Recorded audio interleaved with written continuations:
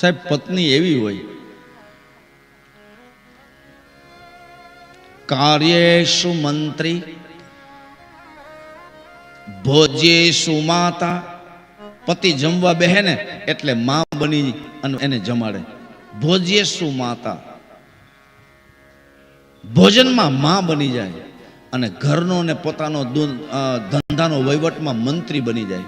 મંત્રી બની અને આપને સહાય આપે. જમવા બેસે તો માં બની અને આપનું પોષણ કરે. કાર્યેષુ મંત્રી.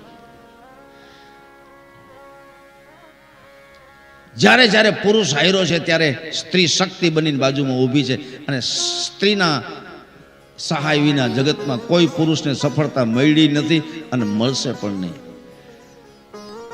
સ્ત્રી શક્તિ છે. સ્ત્રીનું ક્યારેય અપમાન ન કરો. સ્ત્રી ઘરની લક્ષ્મી છે. અને યાદ રાખજો, જેના ઘરે તમે જાઓ અને સ્ત્રી રડતી હોય, દુખી હોય, ચિંતામાં હોય, એના પતિનો પ્રેમ ન મળ્યો હોય, મુખ ઉદાસ હોય, ત્યાં કોઈ દી લક્ષ્મીની આશા ન રાખતા. તમારી પત્ની, તમારી દીકરાની વહુ, એના ઉપર મુખમાં તેજ હોય ની હસતી ખેલતી હોય એટલે ક્યાંય જોવરાવા ન જતા તમારી ઘરે રિદ્ધિ ને સીધી લક્ષ્મીનો વાસ થશે. કારણ કે ઘરની સ્ત્રી એ જ લક્ષ્મી છે. યત્ર યત્ર રમ્યન્તે દેવતા તત્ર તત્ર. જેની ઘરે નારીની પૂજા છે, યત્રસ્તુ પૂજ્યન્તે નારી. જેની ઘરે નારીની પૂજા છે, તત્ર રમ્યન્તુ દેવતા. તેની ઘરે ભગવાન કૃષ્ણ કે હું નાચતો નાચતો આવું છું. એટલે સ્ત્રી ઘરની લક્ષ્મી છે.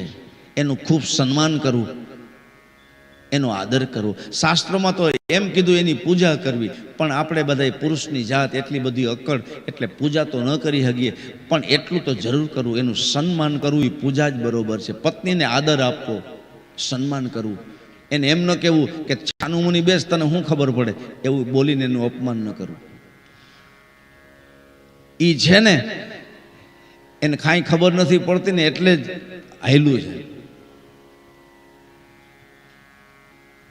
સાહેબ, આ પુરુષની જાતને ટકાવી રાખવા માટે એને જીવન આપી દીધું.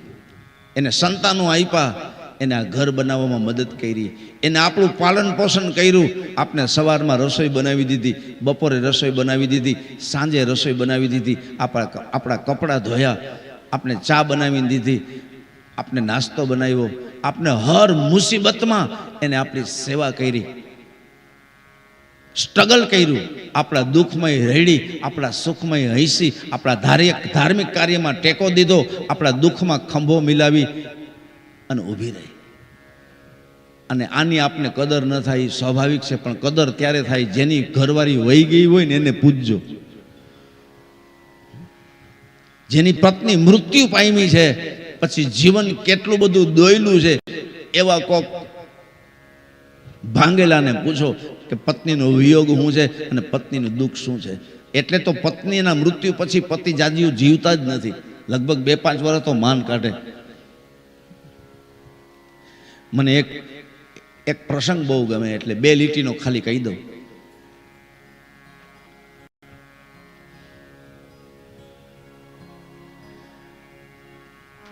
એક પત્ની બીમાર પડી અને એનો પતિ પાસે જરાય ટાઈમ નહીં, બાજુમાં બેસે છે અને આજ એનો પતિ ભાંગી પડ્યો.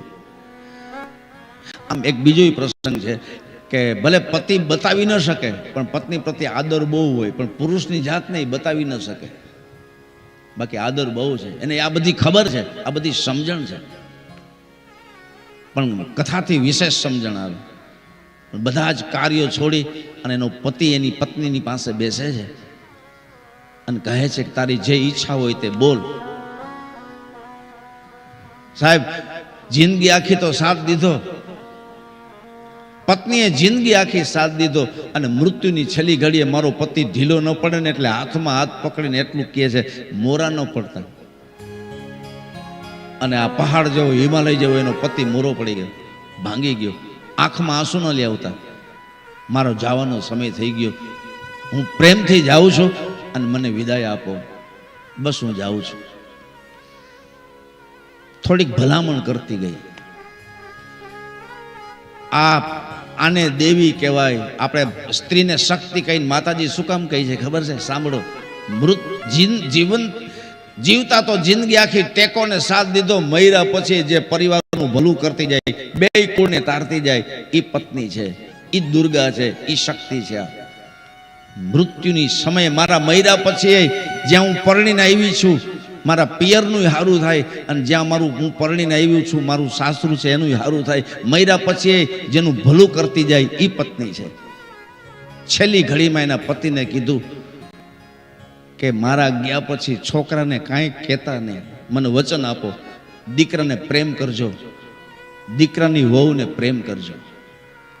દીકરાની વહુની કાંઈ ભૂલ થાય તો તમારા સ્વભાવ પ્રમાણે એક શબ્દ બોલો તો તમને મારા સોગંદ છે, હું જાઉં છું. એક શબ્દ કહેતા નહીં.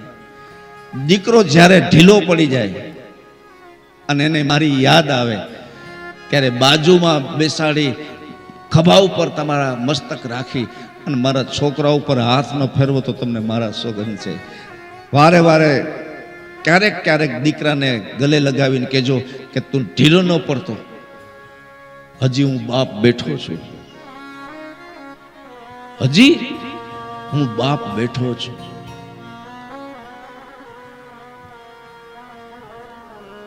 ઢીલો ન પડતો.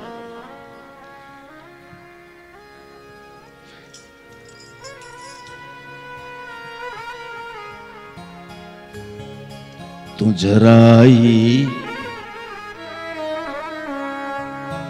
ગભરાતો નહીં, હજી હું બાપ બેઠો છું, હજી હું બાપ બેઠો છું. સાહેબ, કોઈક દીકરાને તમે ગલે લગાવીને આટલું તો કહેજો, છોકરો ભાંગી જાય.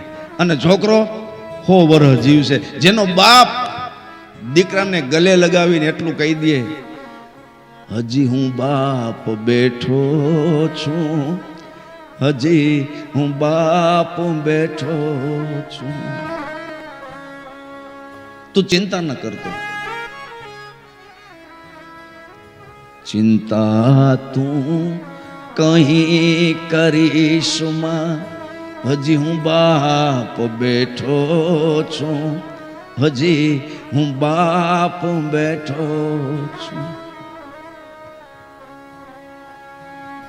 મારા ગયા પછી એક વસ્તુ યાદ રાખજો, બાપને દીકરી વધારે વાલી હોય. આમ તો સંતાન બે હરખા હોય, પણ આમાં ઉપરછરી નજરે તમે જોવો ને તો તમને એવું લાગે બાપને દીકરી અતિશય વાલી અને માને દીકરો બહુ વાલો હોય.